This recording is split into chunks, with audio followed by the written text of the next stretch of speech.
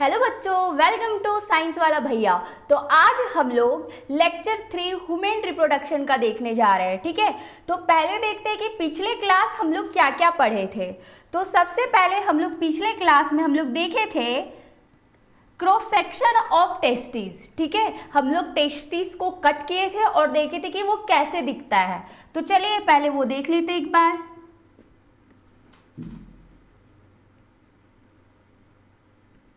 Cross section of testis.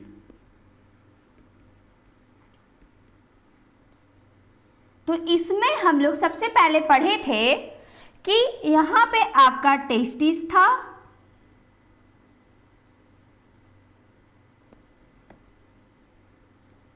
और ये जो टेस्टिस है ये एक स्क्रोटम है, उसके अंदर रहता था और ये एब्डोमेन कैविटी के अंदर नहीं, आउटसाइड रहता था। क्यों?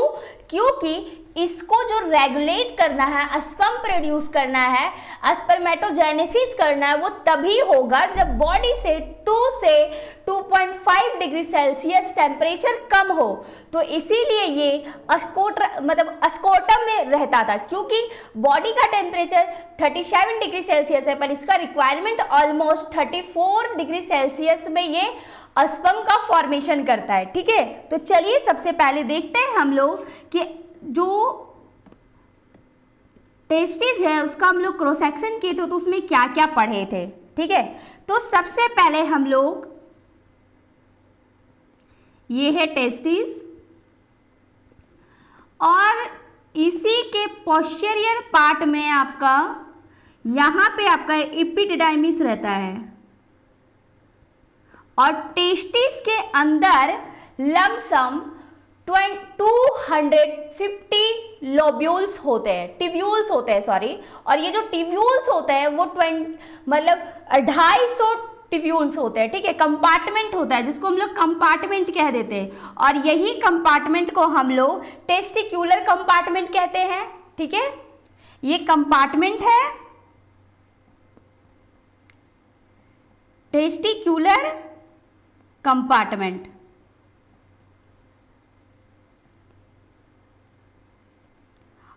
और ये कितने हैं? ये नंबर में 250 है। ठीक है, और यही टेस्टिक्यूलर कंपार्टमेंट है, उसके अंदर आपके 1 से 2 सेमिफ्यूरस टिब्यूल रहता है। एक कंपार्टमेंट के अंदर आपके 1 से लेके 3 सेमिफ्यूरस टिब्यूल हो सकते हैं। जैसे मान लीजिए ये कंपार्टमेंट में एक ऐसे जाके एक सेमिफेरस टिब्यूल्स है, मान लेते ये कंपार्टमेंट में आपके 2 सेमिफेरस टिब्यूल्स है, इसमें आपके 3 हैं, 3 से ज्यादा आपके सेमिफेरस टिब्यूल्स नहीं होते हैं। ठीक है, और ये जो टिब्यूल्स है ये आपका सॉरी एक मिनट, जो ये आपका सेमिफेरस टिब्यूल्स है वो आगे जाके नेटवर्किंग लाइक स्ट्रक्चर बनाता है जिसको हम लोग क्या कहते हैं? Rated testis. जैसे ये सेमिफेरस टिब्यूल्स है, यहाँ पे 2 है, अब ये जाके यहाँ पे एक नेटवर्किंग लाइक स्ट्रक्चर बनाता है जिसको हम लोग कह देते हैं रेटेड टेस्टिस। ठीक है, उसके बाद ये जो रेटेड टेस्टिस है इसको मैं कलर कर देती हूँ। सबसे पहले यहां पे आपका नेटवर्किंग लाइक स्ट्रक्चर बनाया, देन ये रेटेड टेस्टिस आपका आगे जाके छोटे छोटे टिब्यूल्स में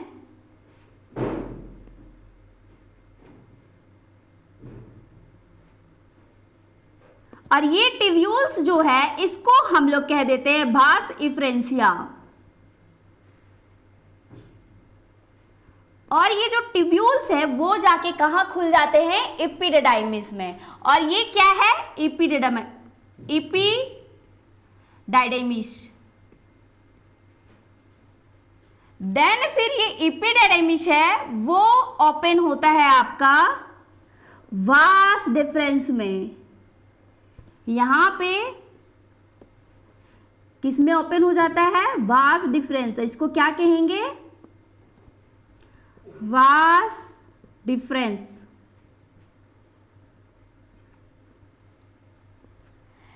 अब ये जो वास डिफरेंस है वो कहाँ जाता है? वो जो यूरेथ्रा है, यूरेथ्रल यूरिनरी ब्लैडर है, उसके ऊपर से ओवरलूप करता है और वो सेमिनल वेसिकल से मिलके और इजैकुलेटरी डक्ट बना देता है। ठीक है, ये सब तो हम लोग पहले पढ़ चुके हैं। अब हम लोग चलते हैं पाथवे ऑफ अस्पर्म कि अस्पर्म जो है वो कहां से कहां तक ट्रैवल करता है, उसको हम लोग पढ़ने वाले हैं। ठीक है, तो क्या पढ़ने वाले हैं? Pathway of sperm. तो अब ये क्या है? अब अस्पर्म कहां बनता है? सबसे पहले अस्पर्म सबसे पहले आपका सेमिनिफेरस ट्यूब्यूल में प्रोड्यूस होता है। तो सबसे पहले क्या आ जाएगा यहां पे? Seminiferous tubule.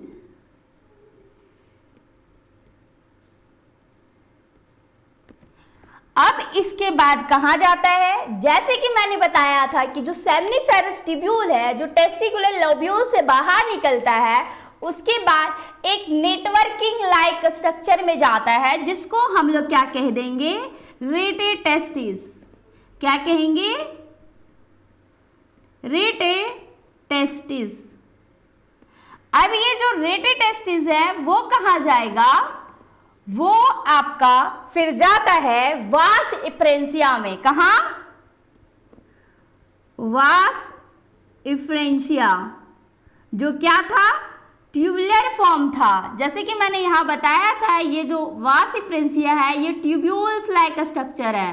ठीक है, देन फिर वास इफ्रेंसिया से आपका कहां जाता था? एपिडाइडेमिस। कहां? ये वाला जो स्ट्रक्चर देख रहे हैं इसमें जाता था। तो इसको क्या कहते हैं? एपिडाइडेमिस। एक मिनट,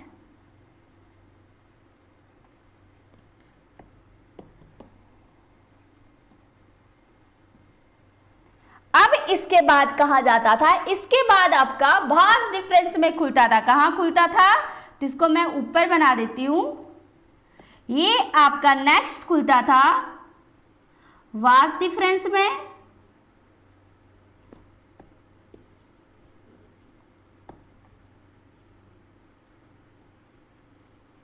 देन फिर ये कहा जाता था? उसके बाद ये जाके इजैकुलेटरी डक्ट में सेमिनल वेसिकल्स के साथ मिलके इसका डक्ट, वास डिफरेंस का डक्ट और सेमिनल वेसिकल का डक्ट मिलके और इजैकुलेटरी डक्ट में ओपन हो जाता था। Ejaculatory duct. और फिर यहां से आपका यूरेथ्रा में जाता था और यूरेथ्रा से आपका यूरेथ्रल म्यूटस में,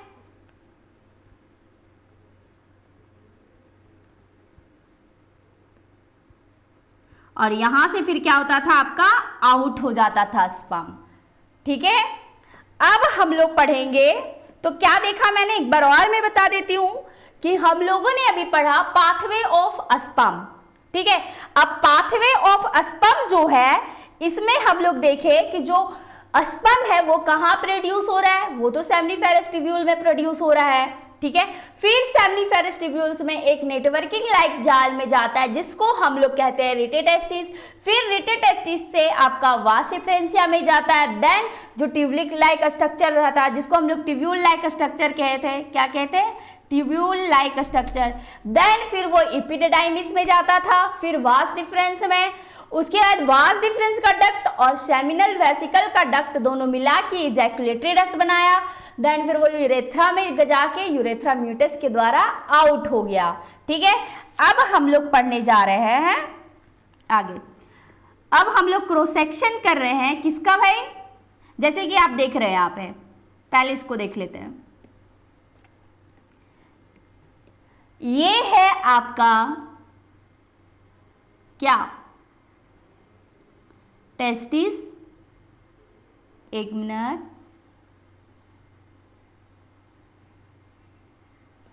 और ये है आपका एपिडाइडिमिस, जैसे कि यहां देख रहे हैं, और ये टेस्टिस है। अब ये टेस्टिस के अंदर बहुत सारे कंपार्टमेंट है। ये कंपार्टमेंट है, ये कंपार्टमेंट को हम लोग टेस्टिक्युलर लोब्यूल्स कहे थे। और ये टेस्टिक्युलर लोब्यूल्स में आपके 2 से 3 सेमिनिफेरस ट्यूब्यूल होते हैं। ठीक है, इसमें नहीं दिया हुआ है, शायद मैंने दूसरा लेके आ गई, थोड़ी डीपली लेके आई हूँ, सॉरी उसके लिए, मैं दिखाऊंगी। तो यहाँ कंपार्टमेंट होते हैं और वो कंपार्टमेंट में 1 से 2 टेस्टिकुलर लोब्यूल्स होते हैं, सॉरी एक कंपार्टमेंट में 1 से 2 सेमनीफेरस ट्यूब्यूल्स होते हैं। और वो सेमनीफेरस ट्यूब्यूल्स यहाँ जाके देख रहे हैं नेटवर्किंग लाइक स्ट्रक्चर बनाया है, जिसको हम लोग रेटेटेस्टिस कह देते हैं।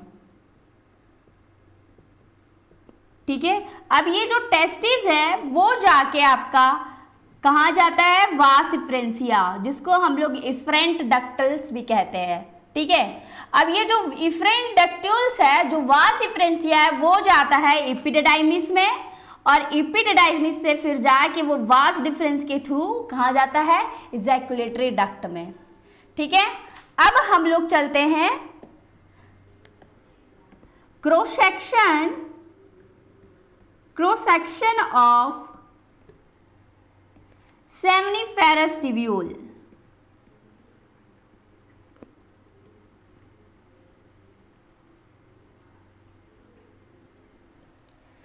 सेमनीफेरस ट्यूब्यूल्स का हम लोग क्रॉस सेक्शन देख रहे हैं, मतलब क्या, जो वो 1 से 3 लोब्यूल्स थे, जो ट्यूब्यूल है सेमनीफेरस का, जो हम बोले थे 1 से 3 पाया जाता है, उसको हम लोग कट करेंगे। और कट जब करेंगे हम लोग, जैसे कि ये मान लीजिए टेस्टिस, ये है आपका कंपार्टमेंट और इसके अंदर आपके है सेमनीफेरस ट्यूब्यूल्स, 1 2 किसी में एक ही पाया जाता है, और इसी को हम लोग बाहर दिखाएंगे कट करके। तो इसमें दिखेगा सबसे पहले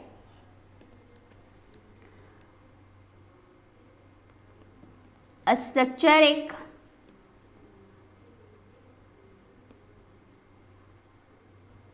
ठीक है, और ये जो गोल सा स्ट्रक्चर है, इसके अंदर ऐसे, ये इसको हम लोग क्या कहेंगे, स्पर्मेटोगोनिया।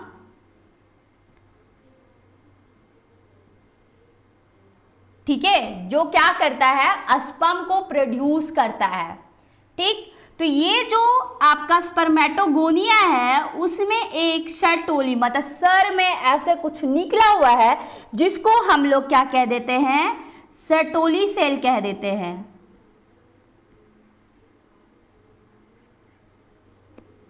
और ये जो है सर्टेली सेल को हम लोग नर्व सेल भी कहते हैं, क्योंकि ये न्यूरिश करता है किसको भाई, स्पर्म को, मतलब स्पर्म का केयर करना, खिलाना पिलाने का काम किसका है, सर्टोली सेल्स का। और इसका जो दूसरा नाम है, 1 मिनट मैं इसको थोड़ा अच्छे से लेबलिंग करती हूँ, 1 मिनट टाइम दें। तो मैं इसको यहाँ पे ऐसे लेती हूँ और सबसे पहले स्पर्मेटोगोनिया बनाते हैं। ठीक है, तो ये है, और इसी में एक स्ट्रक्चर है जो ऐसे सर की तरह उठा हुआ है। ठीक है,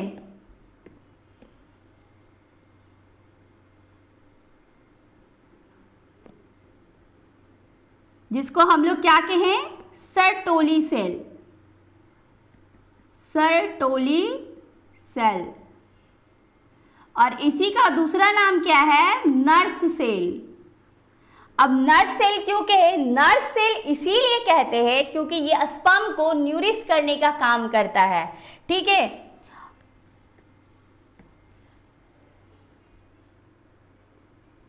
और यहां पे ये कुछ ऐसे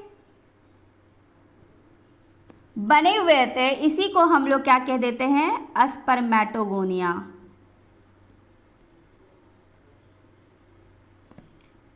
इसके भी न्यूक्लियस होते हैं सर्टोली सेल के, और यही जो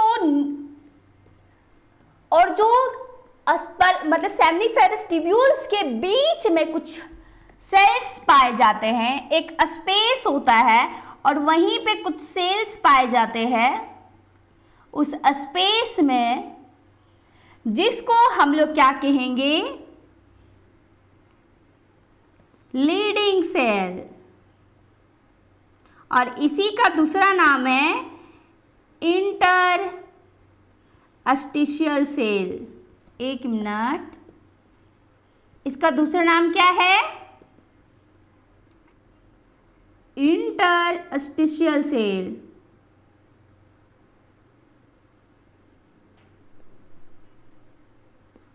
ओके, अब ये क्या है? और यहीं पे कुछ कुछ ब्लड वेसल्स भी रहते हैं। एक मिनट, ब्लड वेसल्स भी पाए जाते हैं और कुछ इम्यूनो कंपिटेंट सेल भी पाए जाते हैं। ठीक है, इसके बारे में हम लोग उतना नहीं पढ़ना है, बस आप याद रख लीजिएगा कि कुछ सेल्स होते हैं जिसको हम लोग इम्यूनो कंपिटेंट सेल कहते हैं। क्या कहते हैं? Immunocompetent cell. ठीक है, अब ये जो लेडिंग सेल्स है, इसका दूसरा नाम क्या बताया मैंने? Interstitial cells. ठीक है, और ये जो करता है, ये करता है आपका मेल सेक्स हार्मोन जो होता है उसको रिलीज, टेस्टोस्टेरोन को। ठीक है, अब हम लोग चलते हैं आगे की ओर, तो देखते हैं जो जो हम लोग पढ़े हैं कुछ डिटेल्स में उसको लिखने की कोशिश करते हैं। ठीक है, तो सबसे पहले हम लोग क्या पढ़े थे? सेमनीफेरस ट्यूब्यूल्स के बारे में।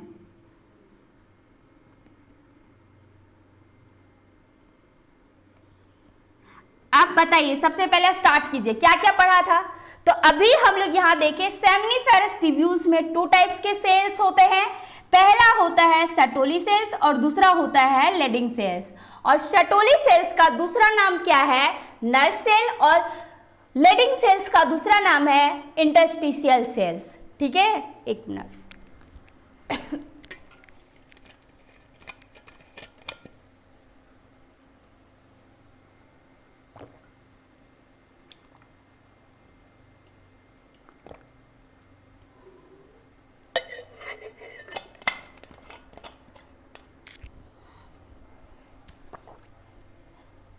तो सेमनीफेरस ट्यूब्यूल्स में कितने टाइप के सेल्स होते हैं? तो इसके जो होते हैं, तो seminiferous tubules has 2 types of sales.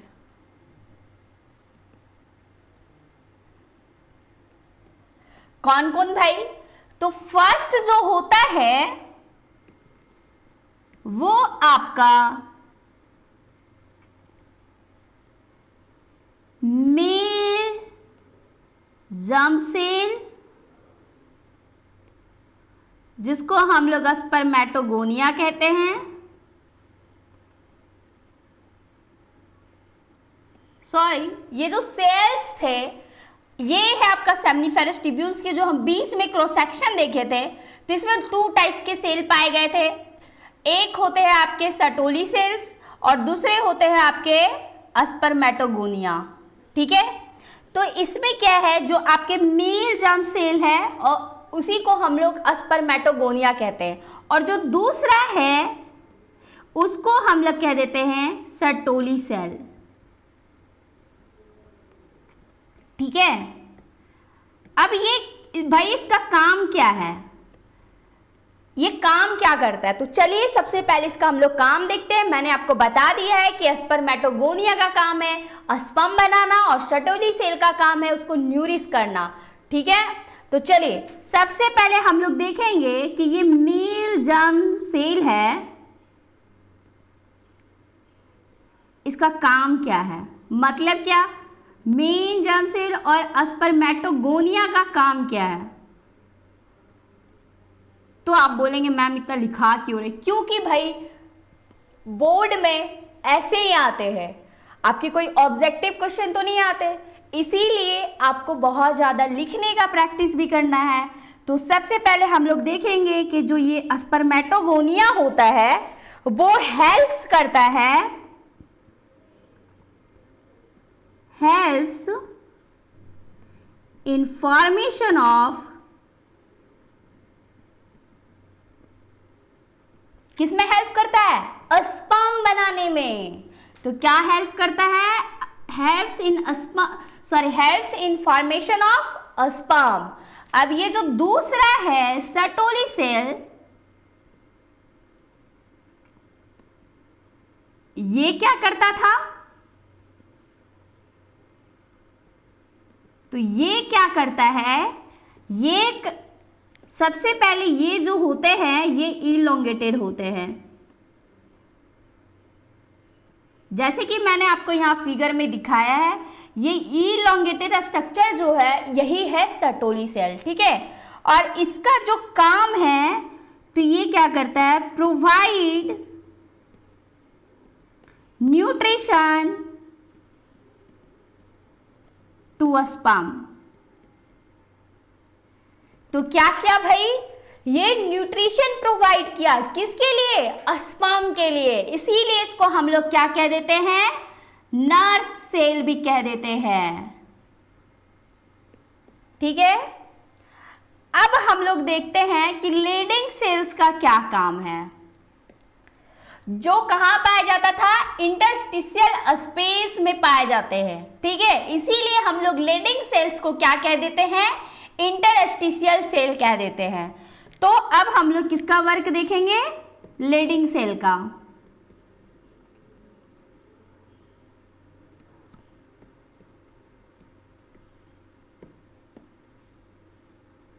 Leading sales, तो ये क्या करता है, ये मेल सेक्स हार्मोन को रिलीज करता है। क्या करता है, मेल सेक्स हार्मोन को रिलीज करता है। किसको, जिसको हम लोग एंड्रोजन कहते हैं, और जो हार्मोन्स है उसको हम लोग क्या कह देते हैं, टेस्टोस्टेरोन, टेस्टोस्टेरोन।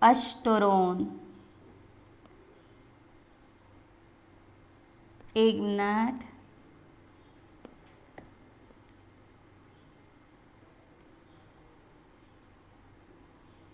ओके। तो ये बहुत ज्यादा इंपॉर्टेंट है आपका कि जो लीडिंग सेल्स है वो क्या करते हैं। नीट में, सॉरी 12th में नीट के हिसाब से भी अच्छा है, पर मैं अभी बोर्ड को पढ़ा रही हूं, तो ये बोर्ड में 1 या 2 नंबर में आ सकते हैं, ठीक है। तो आप इसको याद कर लीजिएगा कि जो लीडिंग सेल्स है वो मेल सेक्स हार्मोन को रिलीज करता है, जिसको हम लोग टेस्टोस्टेरोन कहते हैं, ठीक है। अब हम लोग देखते हैं कि जो हम लोग रीटेटेस्टिस पढ़े थे, वास डिफरेंशिया पढ़े थे, तो ये सब के बारे में अगर हम लोग को लिखना आएगा बोर्ड के पेपर में तो हम लोग कैसे लिखेंगे, ठीक है। तो सबसे पहले हम लोग क्या पढ़े थे, रीटेटेस्टिस,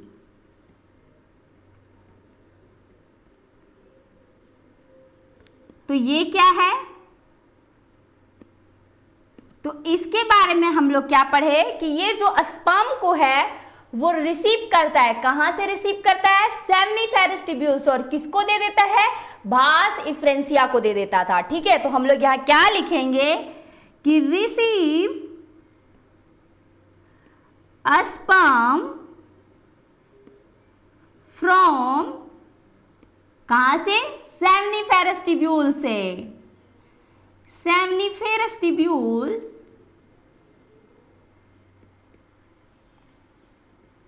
और किसको देता है, टू, किसको बताइए, ये दे देता है आपको वास एफ्रेंसिया को, जो ट्यूबुलर लाइक स्ट्रक्चर था, पतले पतले फॉर्म में रहते हैं, ठीक है। टू, एक मिनट,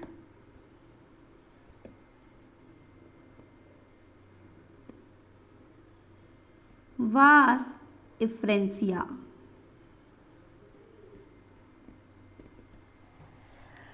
अब इसके बाद हम लोग क्या पढ़े थे, रीटेटेस्टिस के बाद हम लोग क्या पढ़े थे, अगला हम लोग पढ़े थे वास इफ्रेंसिया। तो वास इफ्रेंसिया, मैंने आपको एक चीज और बताया था कि ये जो पाथवे है स्पर्म का वो बहुत ज्यादा ही इंपॉर्टेंट है, उसको याद करना बहुत जरूरी है, ठीक है। तो उसको सबसे पहले आप बार बार पढ़ के उनको याद रखिएगा अपने मेमोरीज में, ठीक है। तो इसमें हम लोग क्या देखिए कि इसमें ट्यूबलेट लाइक स्ट्रक्चर था, वो 10 से 12 होते हैं नंबर में, तो क्या 10 to 12, इन नंबर। उसके बाद ये क्या करते हैं, ये स्पर्म को जो है वो ट्रांसफर कर देते हैं कहाँ पे, एपिडिडाइमिस में। तो ये क्या करते हैं, transport sperm from rete testis to epididymis. ठीक है, अब किसकी बारी आई भाई, लास्ट में जो आता है उसी की तो बारी आती है। तो यहां पे क्या आया, एपिडिडाइमिस। तो हम इसके बाद हम लोग क्या लिखेंगे, एपिडिडाइमिस के बारे में।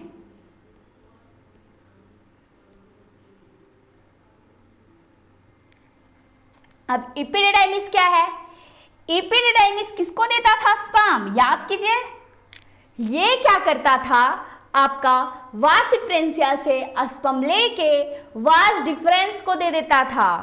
याद आया, हाँ। तो ये क्या करता है, चलिए लिखते हैं। सबसे पहले हम लोग देखेंगे कि ये जो एपिडिडाइमिस है, जो हम लोग यहाँ पे देख रहे थे, एक मिनट, ये जो एपिडिडाइमिस है ये आपका क्या होता है, 6 मीटर लॉन्ग होता है। ठीक है, तो सबसे पहले हम लोग देखते हैं कि ये 6 मीटर लॉन्ग होता है और इसमें है ना क्वाइलिंग होती है। मान लीजिए यहाँ पे ऐसे ये टेस्टिस है और इसके ऊपर ये एपिडिडाइमिस है और ये बहुत ज़्यादा क्वाइल होता है, क्योंकि 6 मीटर तो समझ ही रहे हो आप लोग। तो वही ये बहुत ज़्यादा ही क्वाइल रहेगा, तभी ना वो एडजस्ट कर पाएगा। तो ये क्या होता है, हाईली क्वाइल्ड।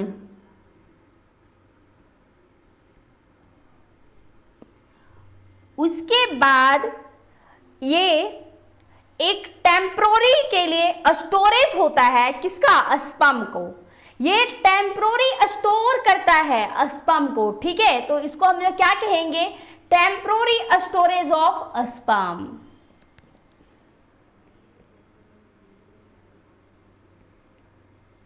एक मिनट,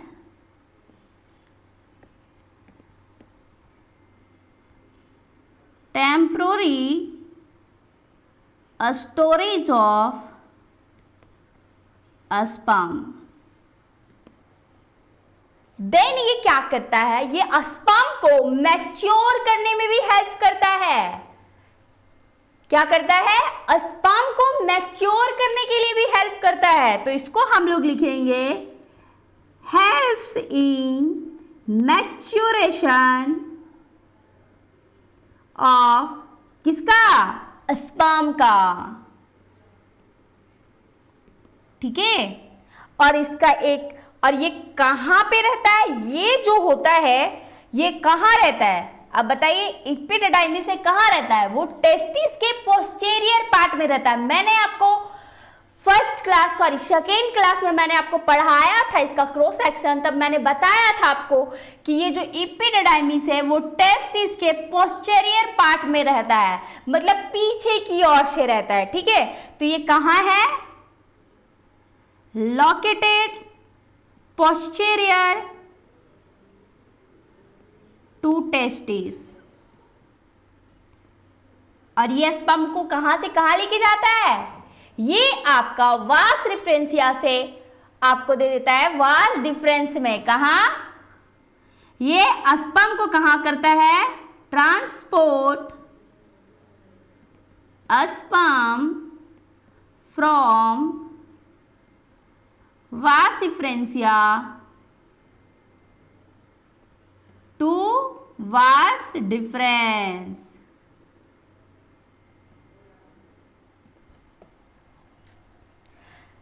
हो गया। अब हम लोग किसके बारे में पढ़ेंगे भाई, तो लास्ट में क्या आया है, लास्ट में आपका आ जाता है वास डिफरेंस। तो अब हम लोग पढ़ेंगे वास डिफरेंस के बारे में।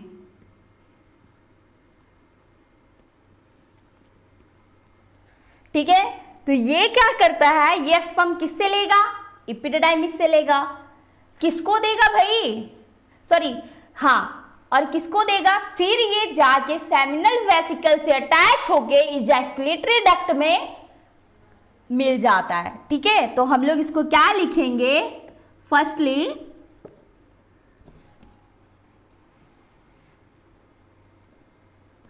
Transport sperms from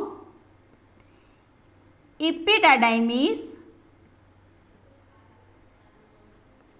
to ejaculatory duct, ejaculatory duct। और ये क्या करता है, ये उठ के जाता है, जैसे ये एपिडिडाइमिस है मान लीजिए, और ये उठता है, मतलब क्या, एसेंड करता है अपवर्ड, ऊपर की ओर, और यहाँ पे आपका यूरिनरी ब्लैडर रहता है, इसके ओवरलूप कर जाता है। क्या करता है, ओवरलूप कर जाता है। जैसे कि मैं आपको अभी बता के दिखाती हूं, मान लीजिए ये टेस्टिस है और ये आपका एपिडिडाइमिस है, और यहां से आपका वास डिफरेंसिया जा रहा है, सॉरी वास डिफरेंस जा रहा है, और ऊपर में यहां पे है यूरिनरी ब्लैडर। तो ये जो वास डिफरेंस है, ये यूरिनरी ब्लैडर के अंदर से नहीं, ये ऊपर से ओवरलूप करता है, ऐसे, मतलब यूरिनरी ब्लैडर के पोस्टीरियर में ओवरलूप करता है। ठीक है, तो हम लोग इसको क्या लिखेंगे, तो चलिए तो हम लिखेंगे इट असेंड अपवर्ड, मतलब क्या, ये ऊपर की ओर जाता है और लूप बनाता है, किसके ऊपर, किसके ऊपर, यूरिनरी ब्लैडर के ऊपर। तो लिखेंगे and loops over urinary bladder.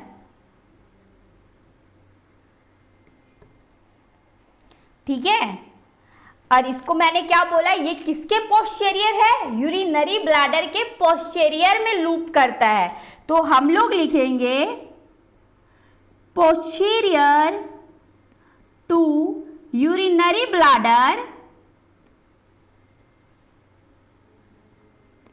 उसके बाद ये किससे मिल जाता था, इजैकुलेटरी डक्ट से। ठीक है, तो ये क्या करता है, इट मीट्स ejaculatory duct।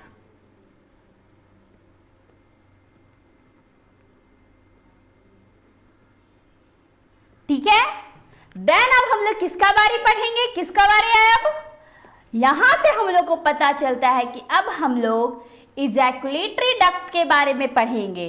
ठीक है, तो क्या है, ejaculatory duct।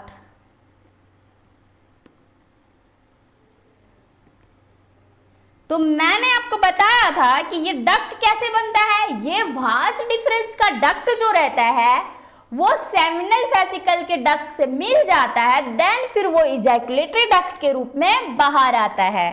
ठीक है, तो हम लोग कहेंगे फॉर्म्स फ्रॉम वास डिफरेंस, एक मिनट, वास डिफरेंस से नहीं, duct of vas deferens, from duct of vas deferens and seminal vesicle.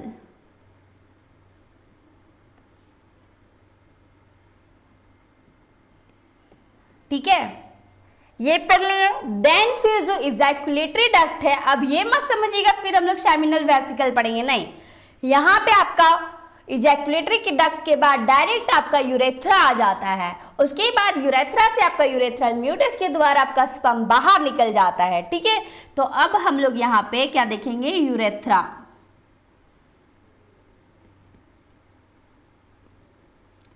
हम लोग इसको क्या कहते हैं, यूरिनोजेनाइटल डक्ट भी कहते हैं। ठीक है, क्या कहते हैं, यूरिनोजेनाइटल डक्ट। और ये जो मेल में है वो कॉमन पाथवे है, किसके लिए? यूरिन पास करने के लिए भी और सीमेन के लिए भी, ठीक है। तो इसको हम लोग लिखेंगे it is common pathway for, किसके लिए? यूरिन प्लस सीमेन दोनों के लिए, यूरिन प्लस सीमेन। अब भैया आप स्पर्म बोल रहे थे, आप सीमन बोल रहे। सीमन इसलिए कि सीमन किससे किससे बनता है, तो ये आपका बनता है स्पर्म प्लस सेमिनल प्लाज्मा। अब ये क्या है?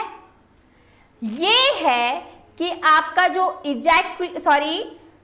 आपका जो मैंने पढ़ाया था सेमिनल वेसिकल है और प्रोजेस्टेट ग्लैंड है और bulbourethral gland, 3 gland male में पाए जाते हैं। वो जो पार्ट होता है आपका इजैकुलेटरी डक्ट के बाद, इजैकुलेटरी डक्ट के ऊपर आपका सेमिनल वेसिकल्स पाएंगे। फिर जब आप इजैकुलेटरी डक्ट के द्वारा आप नीचे आएंगे यूरेथ्रा के पास, तो वहां पे आपके एक ग्लैंड होते हैं जिसको हम लोग प्रोजेस्ट्रेट ग्लैंड कहते हैं, और उसी के नीचे आपके 2 और ग्लैंड रहते हैं, पेयर्स में पाए जाते हैं, जिसको हम लोग बोलते हैं बल्बो यूरेथ्रल ग्लैंड। और यही 3 चीज जो होते हैं आपका सिक्रीशन करता है, किसका? सेमिनल प्लाज्मा का, और ये स्पर्म से मिक्स हो जाते हैं उसके बाद, जिसको हम लोग क्या कह देते हैं? सीमेन, ठीक है। अब क्या है, फिर ये क्या होता है? ये ओपन हो जाता है, कहाँ? इट ओपन्स इनटू, कहाँ पे? यूरेथ्रल मीटस में, यूरेथ्रल मीटस, ठीक है। तो ये देख लिए। अब हम लोग कहाँ चलते हैं? तो अब हम लोग चलेंगे, एक मिनट, एसेसरी ग्लैंड। अब ये क्या है? ये है कि मैंने जब आपको फिगर बनाया था मेल रिप्रोडक्टिव ऑर्गन का, तब मैंने आपको दिखाया था कि इजैकुलेटरी डक्ट के ऊपर सेमिनल वेसिकल्स होते हैं और उसके नीचे एक ग्लैंड होता है प्रोजेस्टेट ग्लैंड, और उसी के नीचे बल्बो यूरेथ्रल ग्लैंड होता है, ठीक है। तो ये सब क्या है? एक एसेसरी ग्लैंड है। तो सबसे पहले हम लोग देखेंगे क्या, एक मिनट, इस कलर चेंज कर देते हैं। एसेसरी ग्लैंड,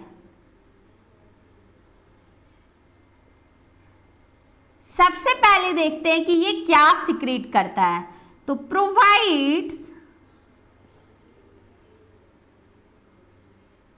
सिक्रीशन, सबसे फर्स्ट में ये फ्रुक्टोज को करता है, ठीक है। क्या करता है? फ्रुक्टोज को।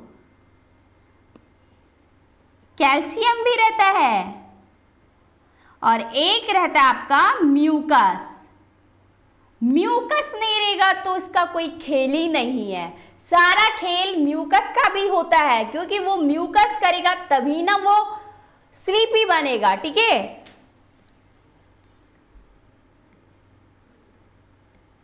सॉरी, स्लिपरी, ठीक है। तो हम लोग यहाँ पे देखेंगे आपका कि जो सीमन है वो कैसे बनता है।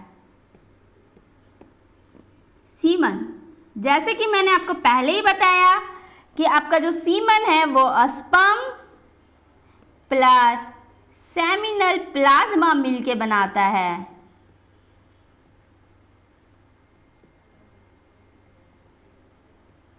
सिक्रीशन, एक मिनट,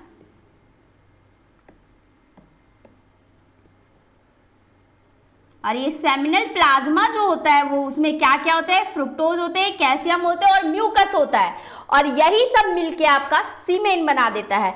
जब आपका सेमिनल प्लाज्मा आपका स्पर्म से मिलता है तो उसको हम लोग सीमेन बोल देते हैं, ठीक है। तो चलिए पहले कंपार्टमेंट हम लोग बना लेते हैं। किसका? सेमिनल वेसिकल का।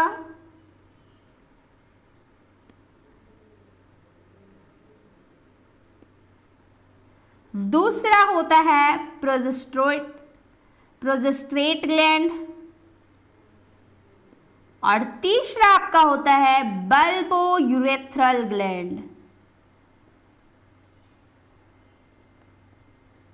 ये तीन जो ग्लैंड है इसी को हम लोग क्या कह देते हैं, एसेसरी ग्लैंड। क्या कहते हैं, एक मिनट, एसेसरी ग्लैंड्स। और यही सिक्रीट करते हैं क्या, सेमिनल प्लाज्मा का प्लाज्मा, जो क्या करता है, स्पर्म के साथ मिलके सीमेन का फॉर्मेशन करता है। ठीक है, तो आज की जो लेक्चर है वो यहीं पे मैं करती हूँ एंड। इसके आगे मैं नेक्स्ट क्लास में पढ़ाऊंगी। और अगर आप लोगों को ऑफलाइन कोचिंग की ज़रूरत है तो आप लोग VMS academy Ranchi plaza road में एक बार देख सकते हैं। ठीक है, थैंक यू सो मच।